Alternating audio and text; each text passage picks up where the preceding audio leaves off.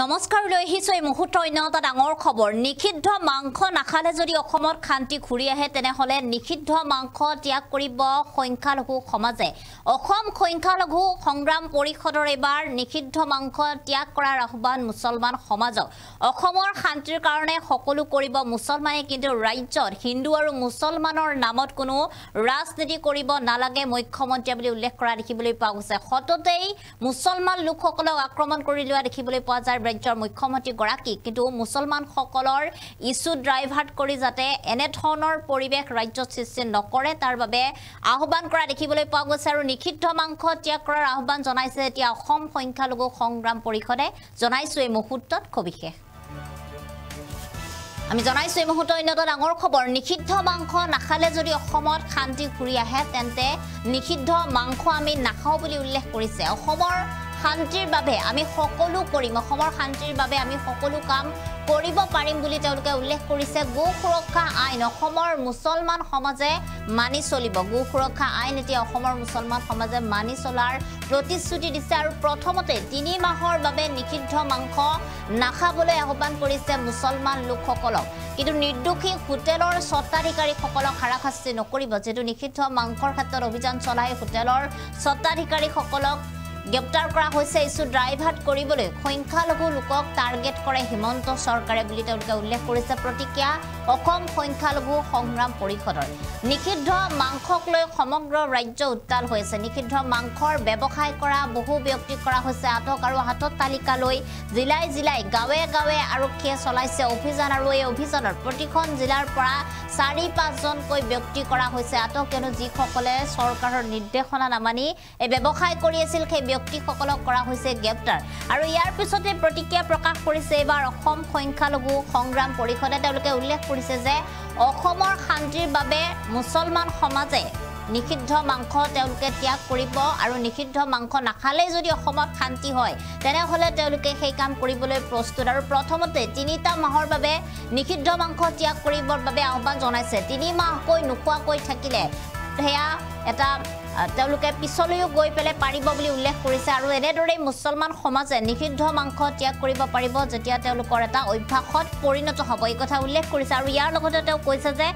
নিষিদ্ধ মাংসৰ বাবে অসমত এতিয়া শান্তি বিনষ্ট হোৱা বুলি বহু সময়ত মুছলমান লোকক টাৰ্গেট কৰে হিমন্ত চৰকাৰে আৰু ইয়াৰ বাবে তেওঁলোকে বিশেষ সিদ্ধান্ত গ্ৰহণ কৰা দেখিবলৈ পোৱা গৈছে গো সুৰক্ষা আইন অসমৰ মুছলমান সমাজে মানি চলিব বুলি তেওঁলোকে উল্লেখ কৰিছে কিন্তু ইয়াৰ বাবে যিসকল নিৰ্দোষী লোক আছে যে হিন্দু মুছলমানৰ ৰাজনীতি কৰে ৰাজ্য চৰকাৰে সেই ৰাজ্য চৰকাৰে কৰা নিকৃষ্ট পৰ্যায়ৰ ৰাজনীতি তেওঁলোকে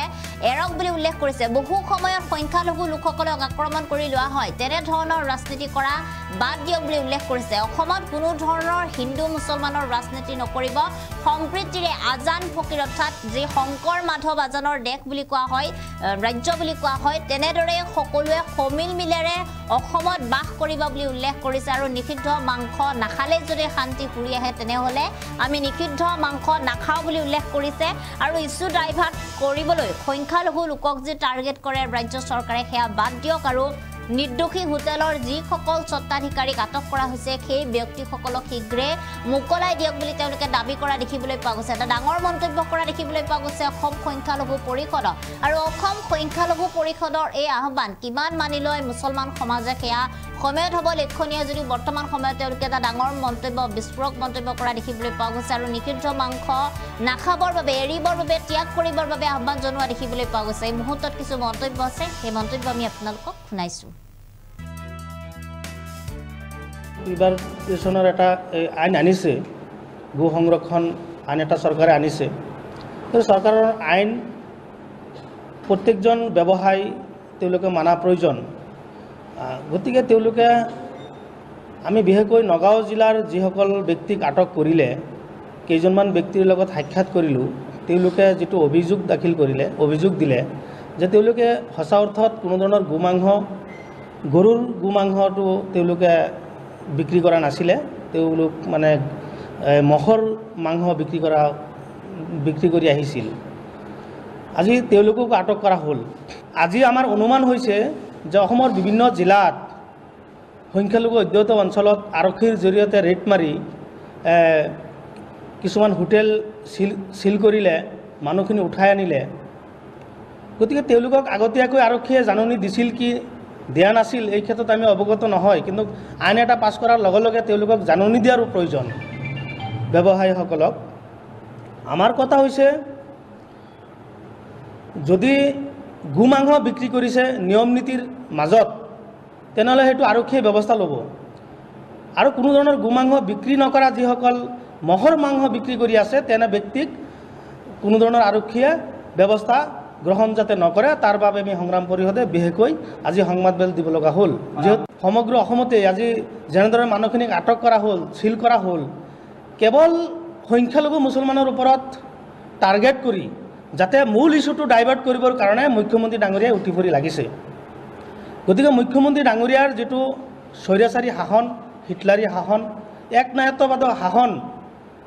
এই শাসনটো আমি বন্ধ হ'ব বিচাৰিছোঁ। কেৱল সংখ্যালঘু মুছলমানৰ ওপৰত বিভিন্ন ক্ষেত্ৰত বিভিন্ন দোষ জাপি দি পেলাই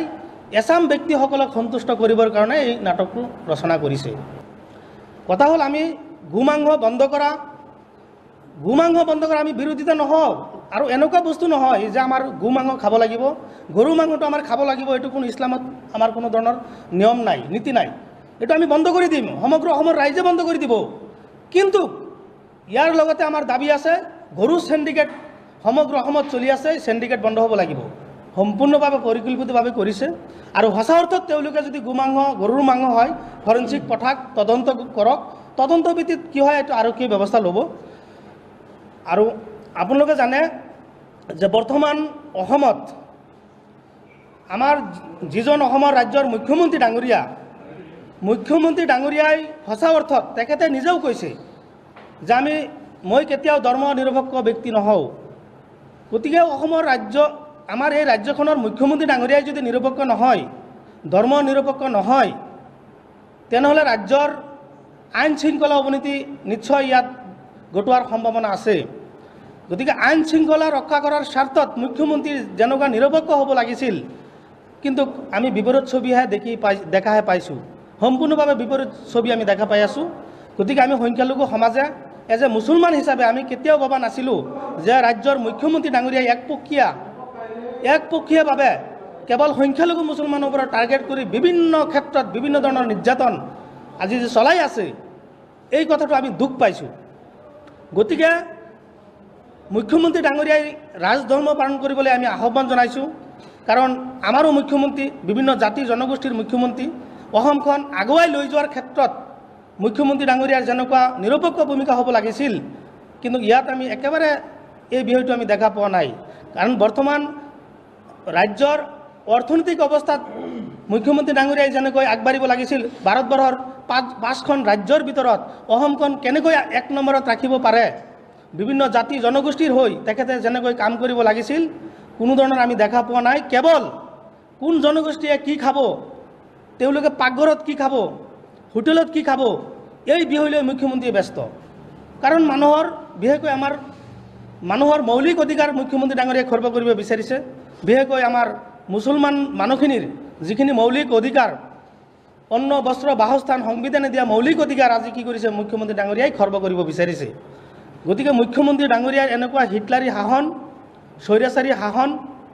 একপক্ষীয় শাসন যাতে অসমত বন্ধ হয়, অসমখন যাতে বিভিন্ন জাতি জনগোষ্ঠী একত্ৰিত কৰি শান্তিৰ সম্প্ৰীতি অনুৰোধ কৰিছোঁ অসমৰ মুখ্যমন্ত্ৰীক, আপুনি অলপ ৰেষ্ট লওক। আৰু প্ৰত্যেকটো বিভাগ আছে, বিভাগীয় মন্ত্ৰীসকলক অলপ মাতিবলৈ আপুনি সুযোগ কৰি দিয়ক। আৰু মই মুছলমান সমাজক মই আহ্বান জনাম, 3 মাহৰ কাৰণে মুছলমান মানুহে গোমাংস খোৱা বাদ দিয়ক। আৰু তাৰপিছত লাহে লাহে অভ্যাস হৈ যাব। আমি বিচাৰোঁ অসমৰ ভিতৰত শংকৰাজনৰ দেশৰ ভিতৰত কোনো ধৰণৰ হিন্দু মুছলমানৰ ৰাজনীতি হ'ব নোৱাৰে। আমাৰ যদি গোমাংস খোৱা এৰি দিলে যদি অসমত শান্তি হয়, আল্লাহৰ কসম খাই মই আপোনালোকক প্ৰতিশ্ৰুতি দিছোঁ, সংখ্যালঘু সংগ্ৰাম পৰিষদে গোমাংস নাখাবলৈ আমি আহ্বান জনাম। আৰু এটা কথা কওঁ যে অসমৰ মুখ্যমন্ত্ৰীজনে কিছু ক্ষেত্ৰত তেখেতে নিজেই যেতিয়া বাদ দি পেলাই সাম্প্ৰদায়িকতাৰ বীজ ৰোপণ কৰে, ইয়াতকৈ লজ্জাজনক কথা আৰু একোৱেই নাই। আৰু অসমৰ মুখ্যমন্ত্ৰী নিৰপেক্ষ অৱলম্বন কৰক, প্ৰতিজন ধৰ্মৰ মানুহকে সন্মান দিবলৈ শিকক। আমি শ্ৰদ্ধা কৰিম। আমি গৰু মাংস নাখাওঁ, আমাৰ কোনো আপত্তি নাই। আৰু মই বাৰম্বাৰকৈ কৈ আহিছিলোঁ শংকৰাজনৰ দেশত আমি একতাৰ বান্ধোনত থাকিম ইয়াত কোনো দুষ্কৃতিকাৰীয়ে বেয়া কৰ্ম কৰিব নোৱাৰিব আৰু কোনো বেয়া কৰ্ম কৰিলে সংগ্ৰাম পৰিষদ তেওঁলোকৰ বিৰুদ্ধে আমি প্ৰথম থিয় হ'ম